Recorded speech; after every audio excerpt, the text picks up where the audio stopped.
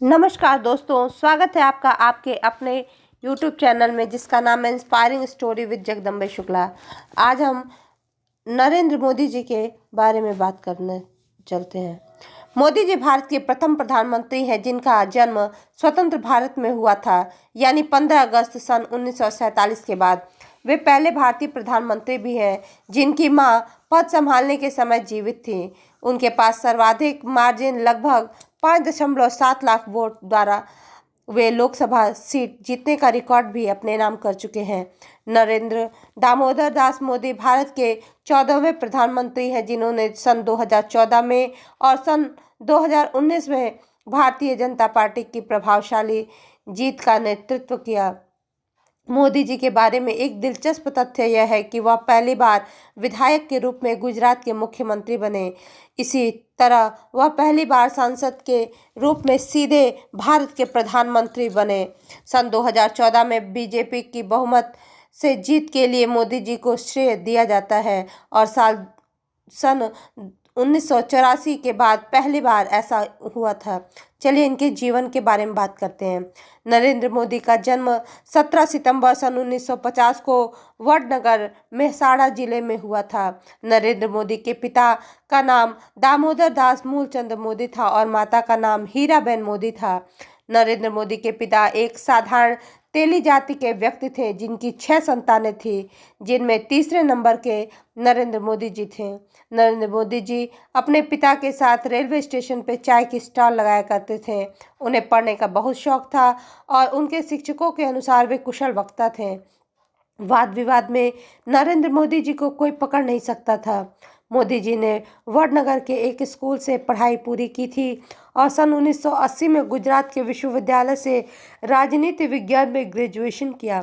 उस समय के वह आरएसएस के प्रचारक भी थे। नरेंद्र मोदी का बचपन बहुत ही गरीबी में गुजरा था। उनके पिता की चाय की दुकान थी और मां दूसरों के घर बर्तन साफ किया करती थी। 2 वक्त का खाना बहुत मुश्किल से मिलता था।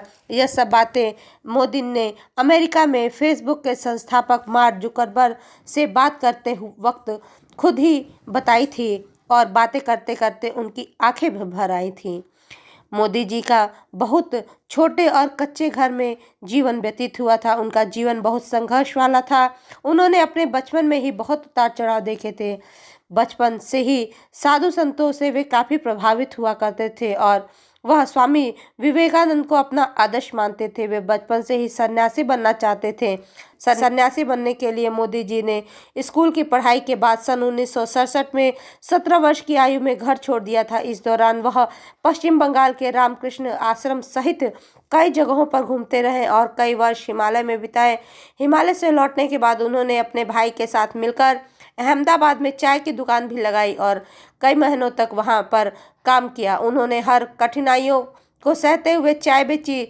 18 वर्ष की उम्र में नरेंद्र मोदी जी का विवाह उनकी मां ने बांसकाठा जिले के राजू साना गांव में रहने वाली यशोदाबेन से कर दिया, पर वह पारिवारिक बंधन में बंध नहीं कर रहना चाहते थे। इसलिए मोदी जी ने विवाह के कुछ ही दिन बाद दोबारा घर छोड़ दिया और कुछ दिनों के बाद नरेंद्र मोदी जी ने संघ के प्रचारक के रूप में कार्य करना शुरू कर दिया। मोदी जी अहमदाबाद संघ मुख्यालय में रहते थे तो वहाँ सारे छोटे बड़े जैसे सफाई के काम, चाय बनाना, खाना बनाना, बुजुर्ग नेताओं के कपड़े धोना आदि सभी कार्य किया जा करते थे।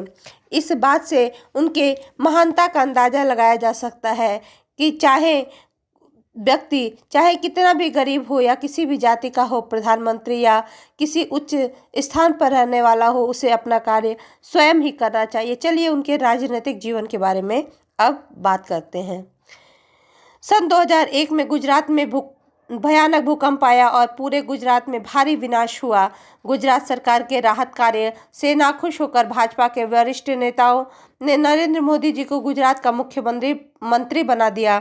मोदी जी ने काफ़ी कुशलता से राहत कार्य संभाला और गुजरात को फिर से मजबूत किया। मोदी जी ने गुजरात को भारत का सबसे बेहतरीन राज्य बना दिया। उन्होंने गुजरात के हर गांव तक बिजली पहुंचाई। मोदी जी जब मुख्यमंत्री बने तब गुजरात में पानी की बहुत कमी थी और कई इलाकों में सूखा पड़ता था। मोदी जी ने यह जल समस्या को खत्म करने के लिए बहुत सराहनीय कार्य किया। उन्होंने गुजरात की सभी नदियों को एक दूसरे से जोड़ दिया। इससे यह हुआ कि नदियां जल्द सूख जाया करती थी, उनमें साल भर पानी रहने लगा। देश में पहली बार किसी राज्य की सभी नदियों को जोड़ा गया था, जिससे पूरे राज्य में पानी की कमी दूर हो गई। एशिया के सबसे बड़े सोलर पार्क का निर्माण गुजरात में हुआ। गुजरात के सभी गांवों को इंटरनेट से जोड़ दिया गया और टूरिज्म को भी बढ़ावा दिया गया। मोदी जी के कार्यकाल में गुजरात में बेरोजगारी काफ़ी कम हुई और महिलाओं की सुरक्षा में काफ़ी मजबूती आई। इन्हीं कारणों की वजह से गुजरात की जनता ने मोदी जी को सन 2001 से लेकर 2014 तक लगातार 4 बार अपना मुख्यमंत्री नियुक्त किया। चलिए प्रधानमंत्री के रूप में मोदी जी के कार्यकाल के विषय में चर्चा करते हैं।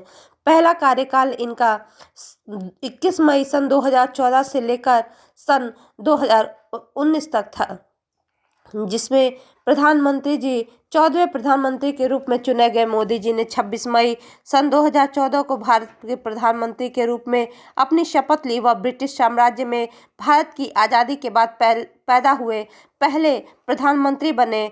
पहले कार्यकाल में मोदी जी के कई बड़े फैसले देखने को हमें मिलते हैं, जैसे नोटबंदी, सर्जिकल स्ट्राइक, एयर स्ट्राइक और जीएसटी आदि।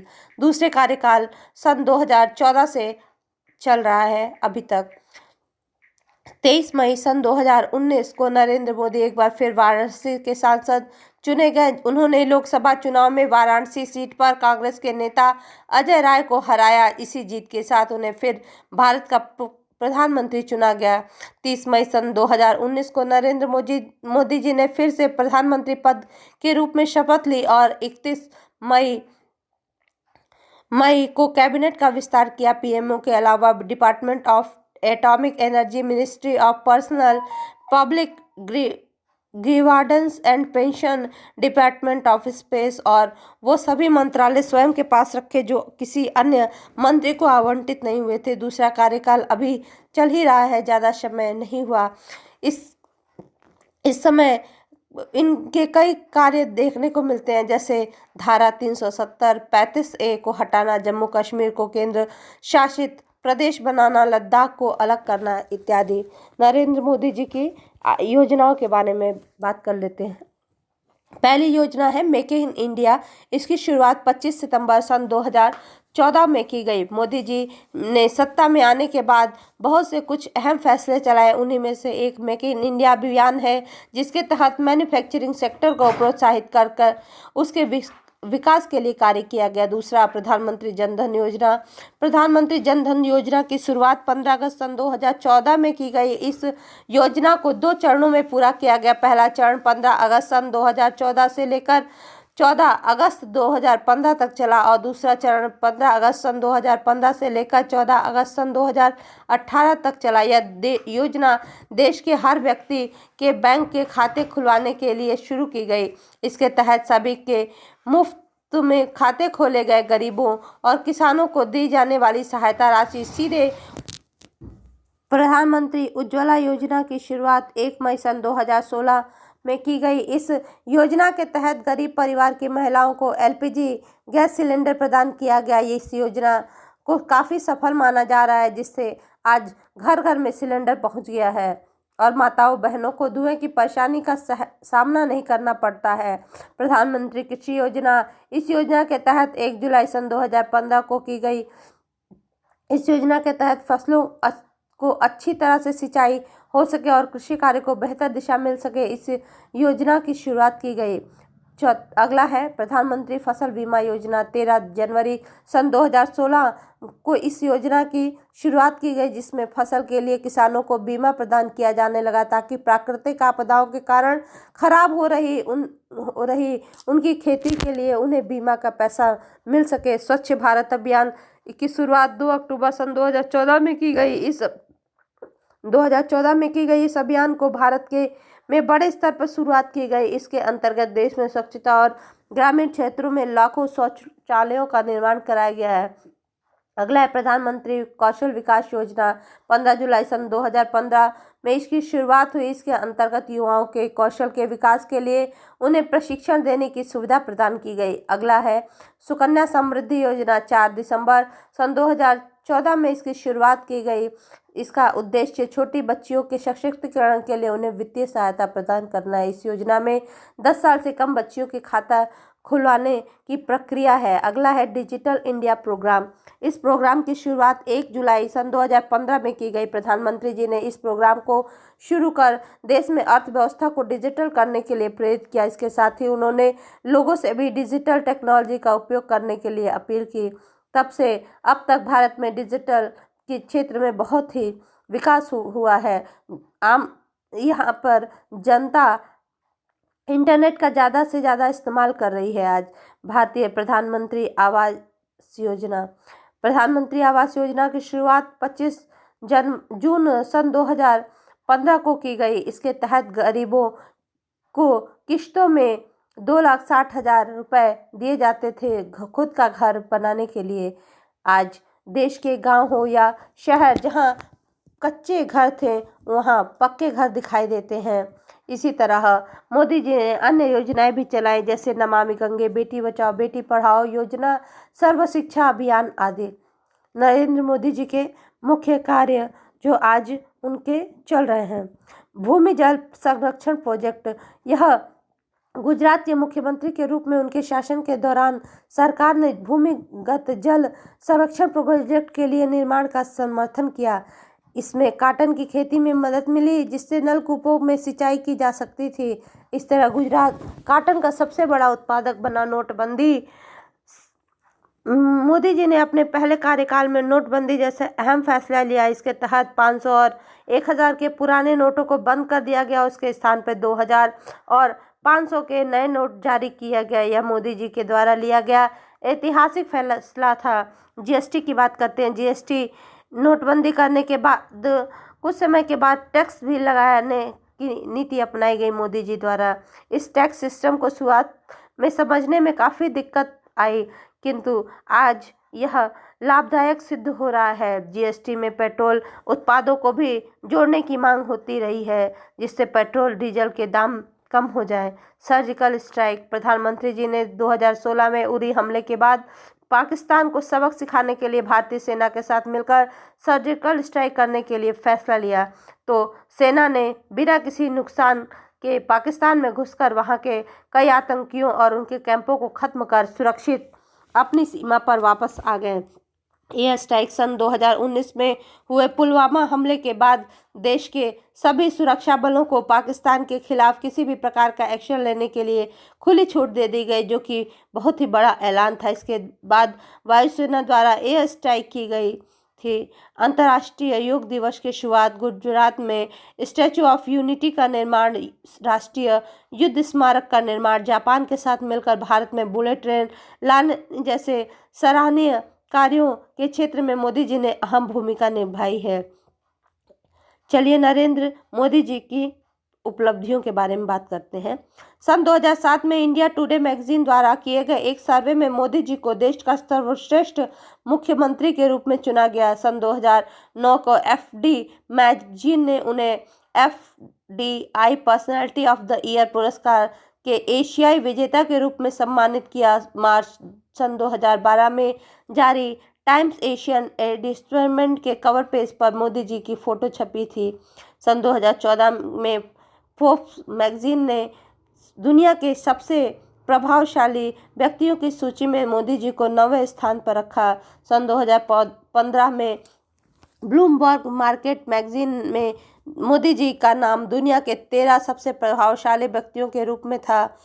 साथ ही इसी साल मैगजीन द्वारा जारी इंटरनेट सूचियों, ट्विटर और फेसबुक पर 30 प्रभावशाली लोगों की सूची में मोदी जी राजनेताओं में 1 नंबर पर आते हैं। सन 2014 और 2016 में मोदी जी का नाम टाइम्स ऑफ इंडिया के पाठक सर्वे विजेता के रूप में घोषणा किया गया। 3 अप्रैल सन 2016 को मोदी जी को सऊदी अरब का सर्वोच्च नागरिक पुरस्कार अब्दुलाजिज अल सऊद दिया गया और 4 जून 2016 को ही अफगानिस्तान के सर्वोच्च नागरिक सम्मान गाजी अमीर अमानुल्लाह खान इससे नवाजा गया।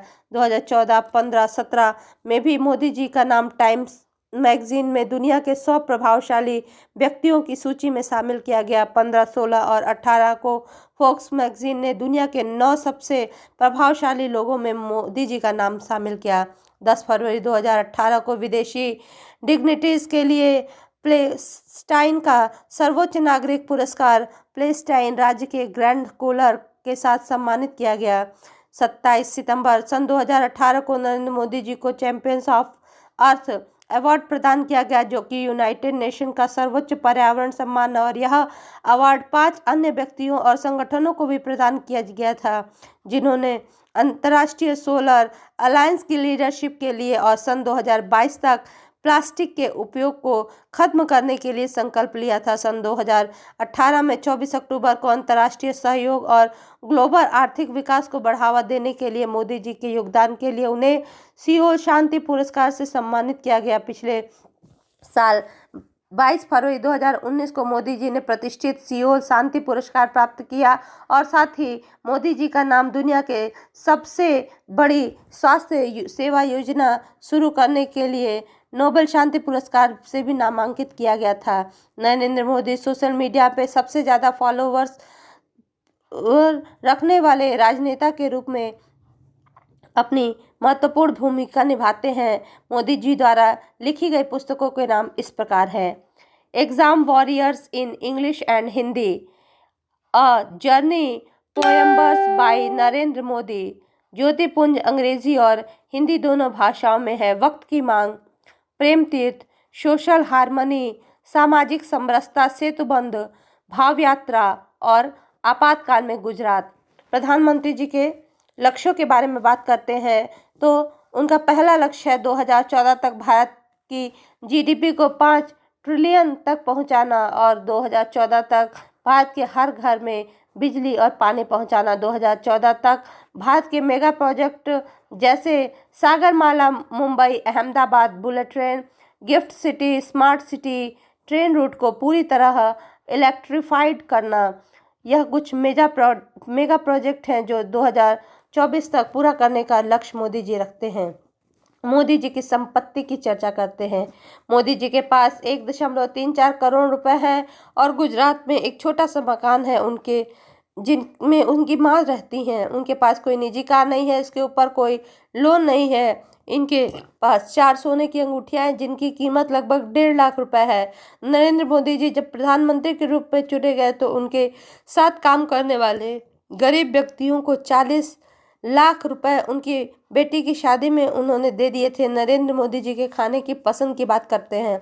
उन्हें खाने में खिचड़ी, दाल, चावल, गुजराती व्यंजन और पसंदीदा राजनेता उनके इस प्रकार हैं: श्यामा प्रसाद मुखर्जी, अटल बिहारी वाजपेयी, मोहनदास करमचंद गांधी और Swami Vivekananda ji.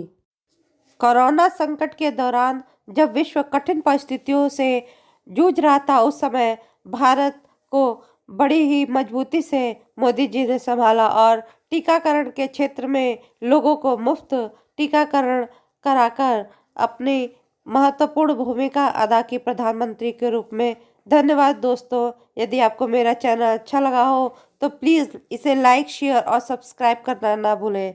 Thank you so much.